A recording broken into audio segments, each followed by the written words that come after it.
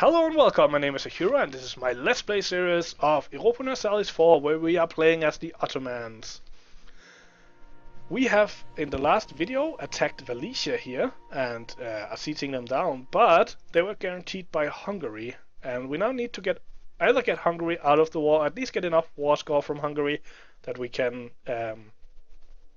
get the Valesians to accept their inevitable doom. So I guess I'll send one of these generals up here to this fort and start sieging it down. I will send him there and take that province. He can also do some looting there. So I want to end an alliance to Hungary, but they can't call them in because they are not a co-belligerent.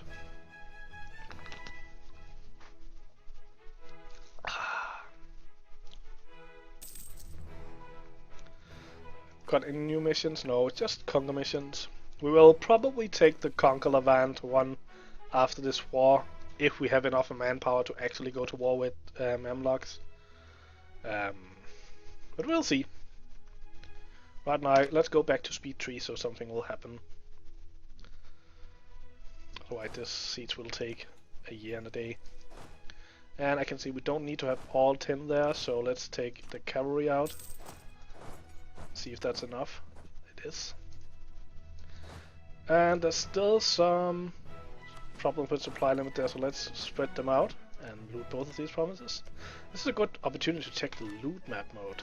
This was added for this, the newest expansion, Mare Nostrum, that we are playing in, by the way.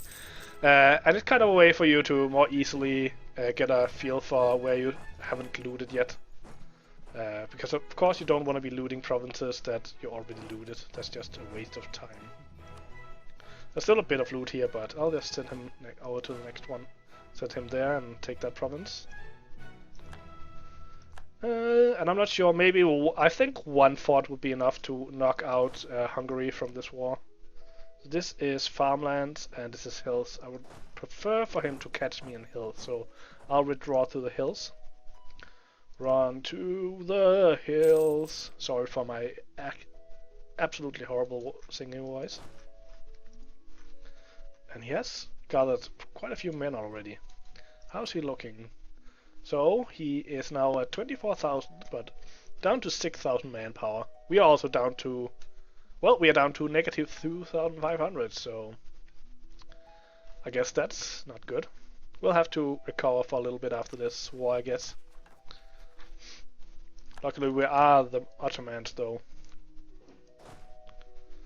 So he's probably going and re-sieging that territory. Yeah. That we have informed that a diplomat from the Knights have been discovered while building a spy network. Those bastards. Just because we didn't even claim them. They're allied with Venis.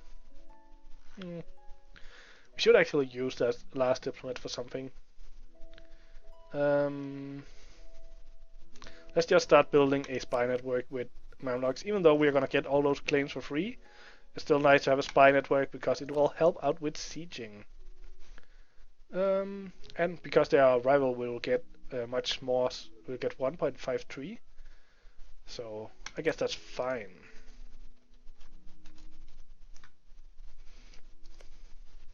Let's check out that loot map mode again. So this is all looted. Still plenty left here.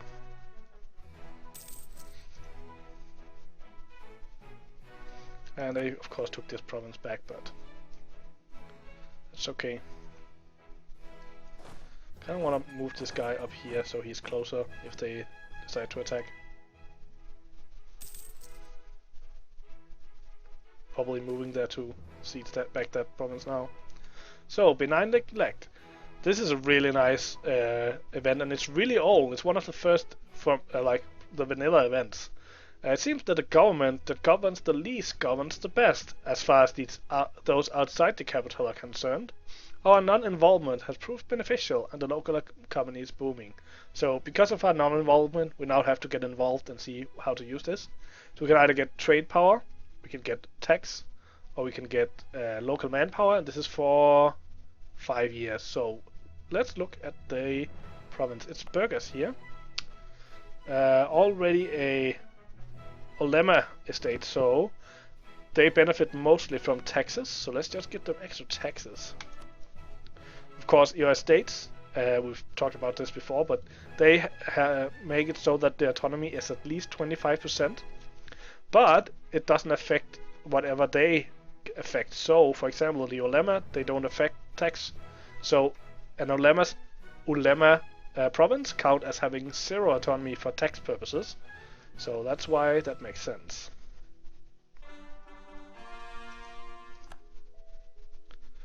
And Timurids are building a spy network. And we have been discovered while building on Serbia. That sucks. Well, let's fabricate a bunch of claims on them. I love how the new claim system works. You don't even need to have a diplomat in order to make them. Okay, you do need a diplomat to make the spy network, but once that's made, you just need to make them, and you get them instantly. And of course, in this case, we ended up being discovered, but you can get claims without being discovered now if just you make sure to stay below the 25 threshold. So what we want to use this spy for? Maybe start on QQ.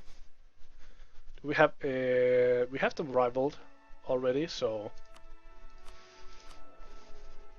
always forget my rivals. So we have QQ, Venis, and Mamluks. Nice. I do really want to be getting to war with Genoa. As soon as they don't have France as an ally, I'll definitely go for them. And now they're trying to go to this province. So they'll be there in... I don't think I can... I'll move all my soldiers towards that. I don't want them to start sieging that back, that would be horrible. Okay. Probably need some more soldiers, so let's move these guys in here.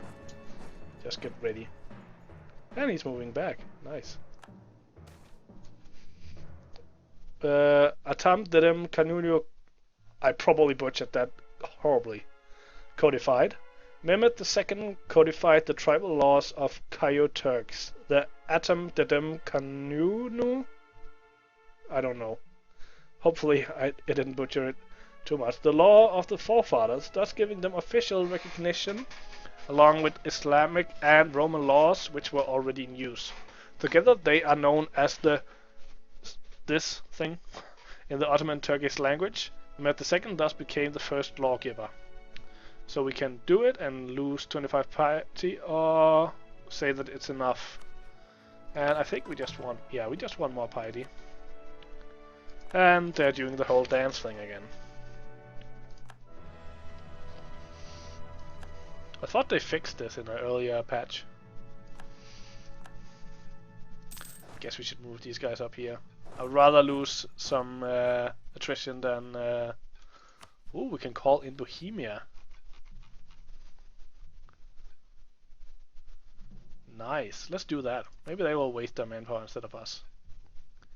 So we can call them in for favors. There's two ways you can call in your allies, either for favor or for land. And we don't really want to be giving them land in this instance, so let's just get rid of some favors. We won't be going much to war in this area anyway for the next foreseeable future. So we won't be using our favors, so let's just do it.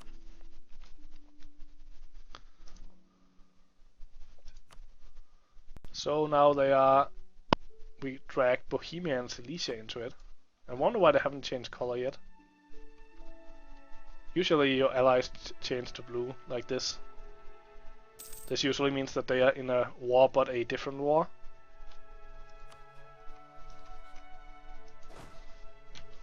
Like they're neutral. Let's go and support them if we can. But I don't think we can get beyond pest. And oh, we finished a conversion. Let's continue on that. Ooh, naval ways versus Venice. We need to have 39 and we can support 37. I think it's worth going to over land force limits for that mission. So let's do that. Let's just build a couple of barks. Build one 346, 354, 350. I think that's the fastest one. Yeah. Thank you for sacrificing your manpower for us, Bohemia. That's so nice of you.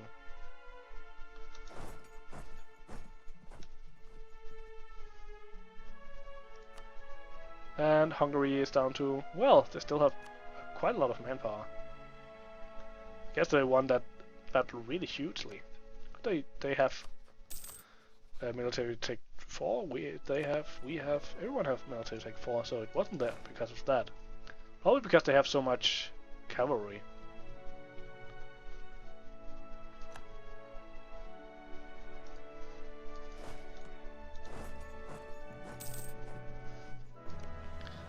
And we looted that province. Let's go loot this province.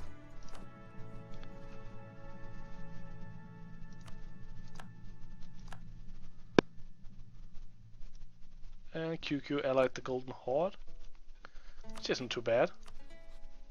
So that must mean they are vassal of the Golden Horde.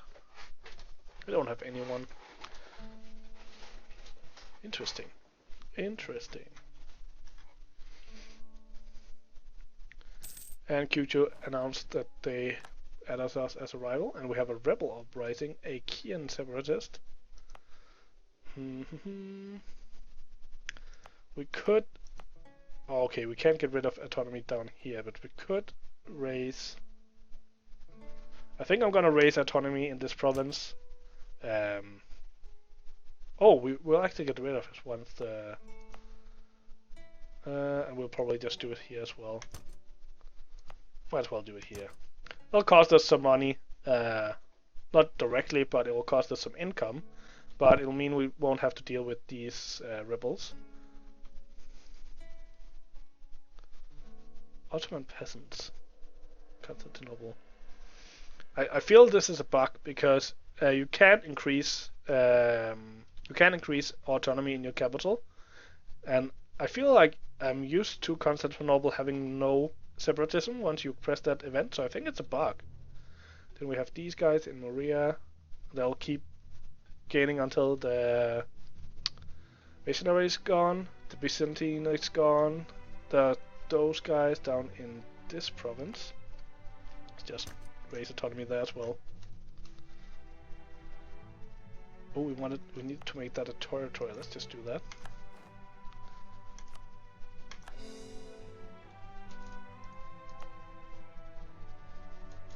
So how are we looking with territories? We have none. 15 states, no territories. No problem with supporting it. Master Recruiter died. Not someone we actually had in service.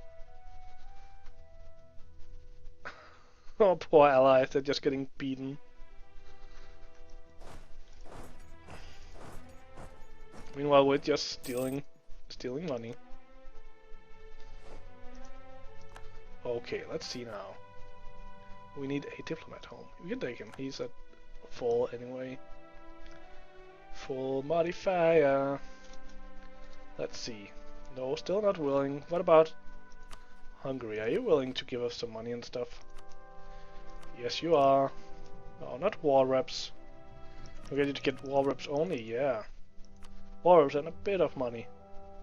I think this is good enough. I just want to get them out of the war so I can eat Valencia. That's fine. And let's get you back.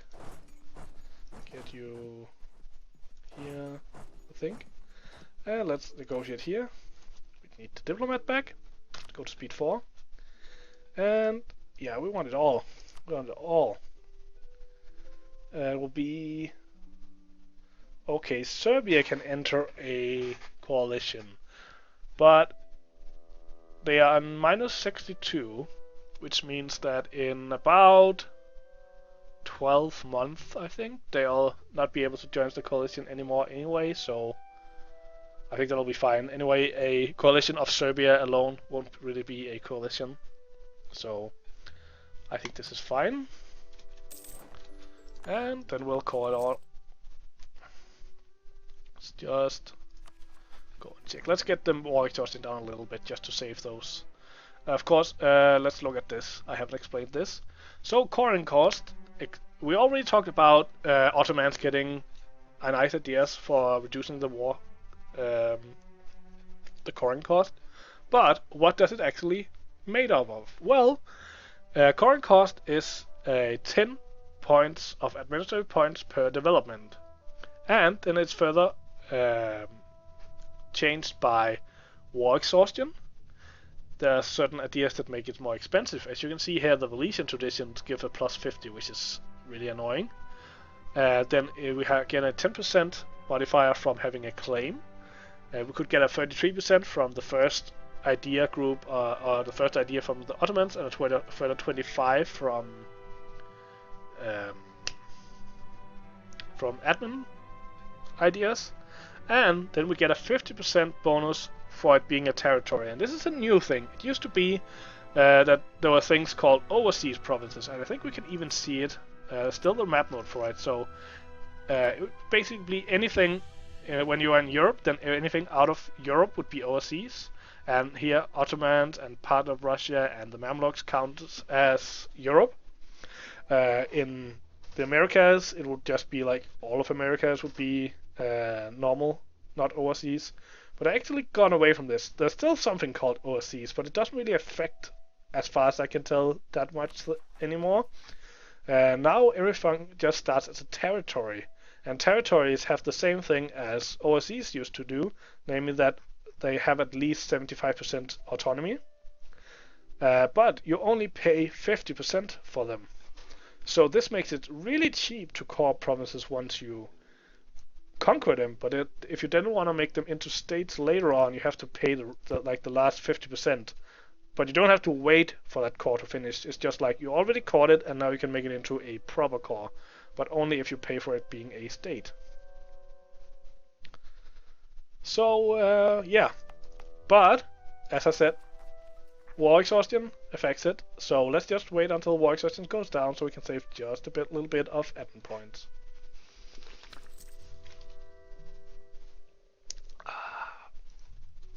It's nice with some cola. And we probably also want to wait a little bit for our manpower to go up before we go to war with the Mamluks. So, well, we are on that mission for the naval mission anyway, so we have to wait anyway. And let's check out that thing with Serbia. So, Serbia have 59 aggressive expansion. I guess I lied. It's 2.7 per year. So aggressive expansion is what you get from conquering, and it's, as you can see, a modifier to your relationship with the country. And there are certain things that modify it. First of all, prestige. Prestige both affects aggressive expansion impact, so how much you impact them with your aggressive expansion, and then better relations over time makes it go way faster. So if you can hire an advisor like this guy, then you lose it quicker with your neighbors. So if you're doing a lot of conquering, then a better relation over time guy is golden. And one of more of those donations they want to have, but I think we are on full piety right now.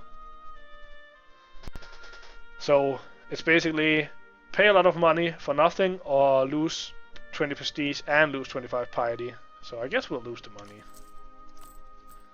And we don't have enough for the loan. And why are we losing so much money? Not even just for reinforcements. Oh, we are rooting out corruption. Yeah. Yeah, I guess we have some money, so we'll just wait. So let's do these cores then, so we can get rid of that overextension. Corruption was added in Mare Nostrum, and I might as well explain it again for those who haven't seen the other episodes.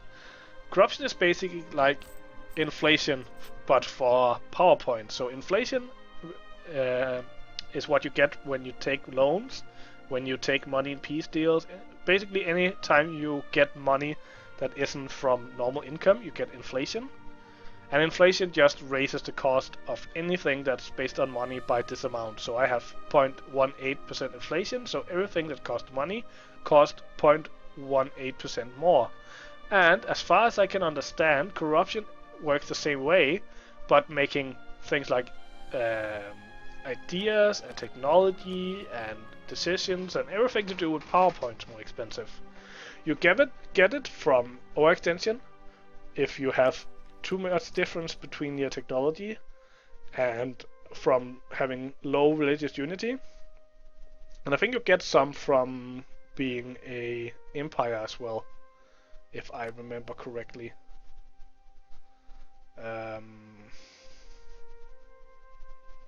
Doesn't say anything about it.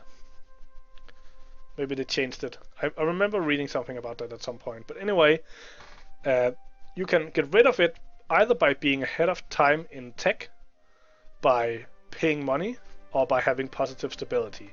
So right now we are paying a lot of money because we have that overextension to keep our corruption at 0. Oversell is Katie. The Katie is one of our major cities, has been using his influence to interpret Islamic law as well as the edicts of our Padishah a bit too zealously.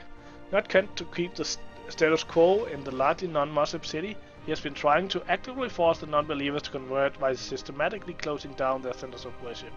After a recent suicide by a force-converted traitor non-Muslim, non-Muslims are now leaving the city en masse to settle somewhere more welcoming.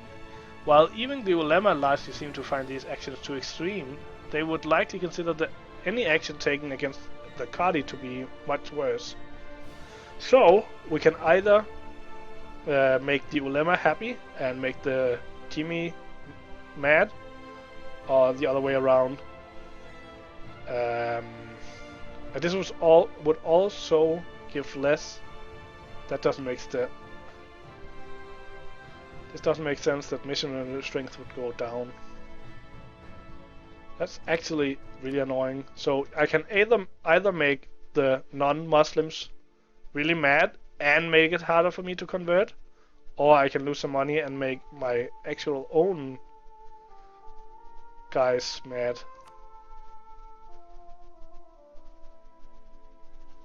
And then pay even more money to make them happy again. This sucks. How much? It's for 10 years. 10 years of 2% less missionary strength. How would that affect? So I could still convert, I guess. I think I'm gonna have to do it because it's just too goddamn expensive. But then again, the Jimmy would be mad, and that would cost me. That would cost me technology and tolerance of heathens. I think I'll have to do this, even though it sucks. But at least I can impose some religious taxes on the Jimmy and get some money, and use that to pay the ulema. And now everyone's happy. That sucked though. Oh, and that wasn't enough for the mission. So let's check out what do we need to get to now. Of course, now we need to get to 41. We're already over the force limit. It's not costing us that much. So let's just try building 2 more ships and see what happens. See if we can catch them again. Send these guys to protect trade in Alexandria. How are we doing down there, by the way? So we have almost no power down here. What's happening? They are protecting Alexandria. So what? Why? 14 ships giving 28 power. Merchant present 2, and I'm only getting 2 for some reason. I don't really get this. I think there's some bug with the trading mission, because I'm not getting the bonus. This is really weird. I should be getting 28 bonus. This number shouldn't be influenced by anything else but the amount of ships. For some reason, I'm not getting anything. What if I move them to? What if I move them to Constantinople? Let me just check this out.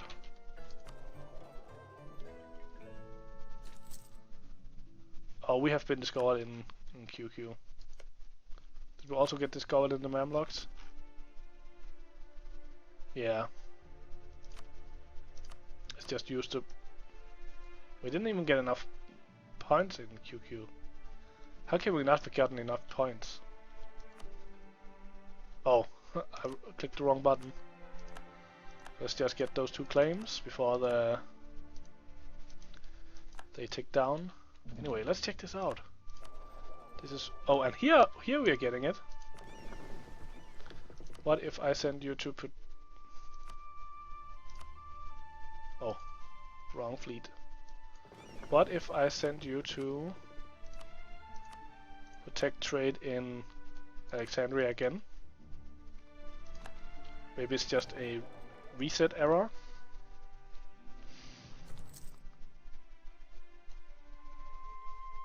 No. Why don't it work down there? Is it something I missed in the patch notes or something? Local fortification expert discovered. It seems that there's a great man in one of our provinces who has some rather intriguing ideas how to create a better fortification. However, he's reluctant to leave his hometown, so we can get in as a military engineer, or we can get some local defensiveness to the end of the game. And I usually just choose this one. Military engineer gives extra fortification. This is a military engineer, but they're not really that great. Like 4 defense. Who would plan for getting attacked? I want to attack other people. I won't get attacked. So let's just let him stay at home. And I think it's time to end this episode. I guess that gives me a little bit of time to check out what's up with this trade power stuff. This is really weird. Anyway, hope you enjoyed the episode. If you did, consider hitting the like button and subscribing. Hope to see you in the next episode, and until then, have a good day.